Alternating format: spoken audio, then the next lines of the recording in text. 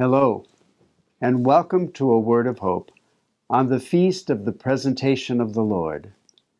This is the great feast that celebrates the ritual where, after the prescribed 40 days, a new father and mother bring their child into the temple and present him to the Lord along with the ritual offerings that they have to make.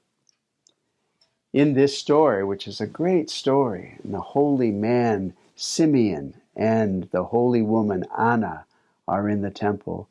Simeon takes the child out of their arms, holds the baby in the air, and he says what we know as the Canticle of Simeon. At last, Lord, you can let your servant go in peace according to your promise, for my eyes have seen your salvation.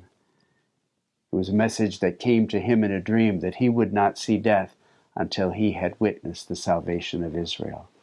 And so he announces, right in his reaction to Jesus, that this child is the Savior. It's beautiful. But then he goes on to say significant things. And he says, after he says those things, the father and the mother were amazed at what he was saying. He blessed them, but then he said, "Behold, this child is destined for the rise and fall of many in Israel, and to be a sign that will be contradicted, and you yourself a sword will pierce." The parents were amazed, and I wonder if they were frightened by what they heard. I wonder about the pain that Mary experienced in hearing that she herself would be pierced by a sword. And then I imagine her standing at the foot of the cross and imagining the pain of that piercing, exactly what Simeon had foretold.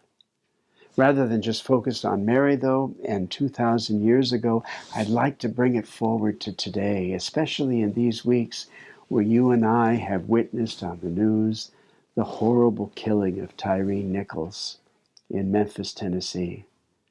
And it reminds me of the killing of Laquan McDonald here in Chicago.